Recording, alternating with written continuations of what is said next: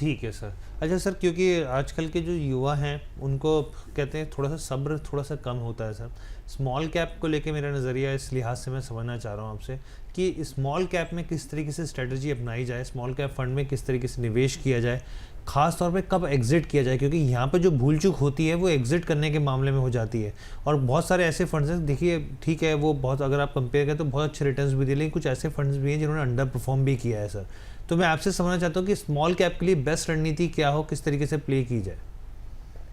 देखिए, ये बहुत इंपॉर्टेंट बात आपने की हर्ष एंड दिव्या। आपने शुरू में बोला कि इन्वेस्टर पास परफॉर्मेंस देख के डाल रहा होता है जी। और अगर 5 साल से देखें रिटर्न, कोविड के बाद सबसे ज़्यादा रिटर्न अगर देखें तो स्मॉल कैप ने बहुत ज़्यादा रिटर्न दिए। तो इन्वेस्टर को लगता है कि स्मॉल कैप बढ़िया है तो पैसा डाल दो, पर इन्वेस्टर ये रियलाइज नहीं करता रिटर्न फ्री का नहीं आता।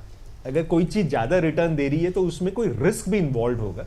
और रिस्क क्या होती है? वोलेटिलिटी होती है कि जब मार्केट गिरेगी तो वो कितना गिरता है। तो जनरली जहां पे रिस्क ज्यादा होता है वो गिरते ज्यादा है।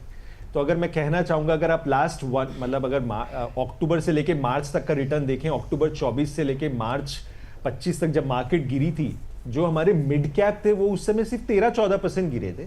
सॉरी, जो लार्ज कैप है वो 13-14 गिरे थे, जो मिड स्मॉल थे वो 25-30% गिर गए थे। और स्मॉल कैप की अगर हम बात करें, 2008 की क्राइसिस में जो हमारे स्मॉल कैप है वो 70% भी गिर गए थे।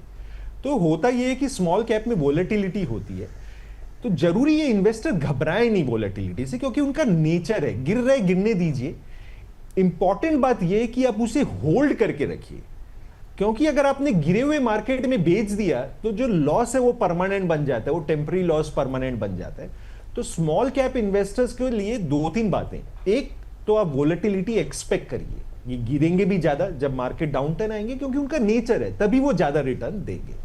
दूसरा, इनको आपको बेचना नहीं है जब डाउन है। जैसे लास्ट 1 ईयर में आप देखिए स्मॉल कैप काफी नेगेटिव रिटर्न दे रहे हैं, निफ्टी या लार्ज कैप इतना नहीं गिरे, तो कई इन्वेस्टर सोच रहे हैं स्मॉल कैप बेच दें। ऐसी भूल ना करें, गिरे डाउन मार्केट में ना करें, जब मार्केट चढ़ती है वेट करें उसका।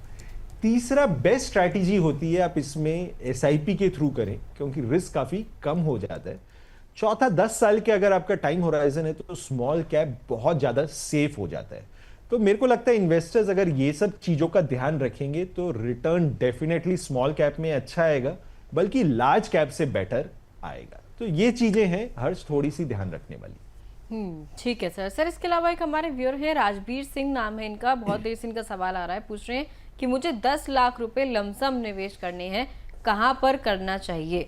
सर, 10 लाख रुपए लमसम, आपकी क्या सलाह रहेगी? लमसम करें या फिर एसआईपी के थ्रू जाएं या फिर क्या स्ट्रैटेजी अपनाएं?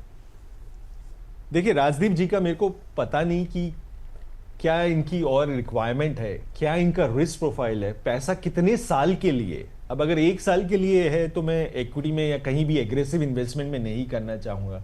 अगर ये कंजर्वेटिव इन्वेस्टर है, एफडी से पैसा लाके अगर इन्वेस्ट पहली बार कर रहे हैं, तो मैं बहुत ज्यादा रिस्क नहीं लेना चाहूंगा। तो मेरे को लगता है कि इंफॉर्मेशन इनसे ज्यादा लेनी चाहिए।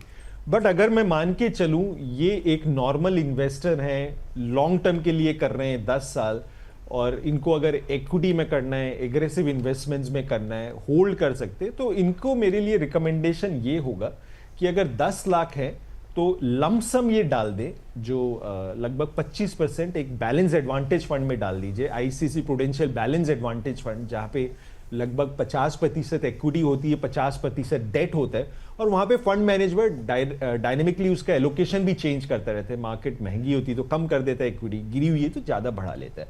लमसम के लिए हमेशा बेटर रहता है।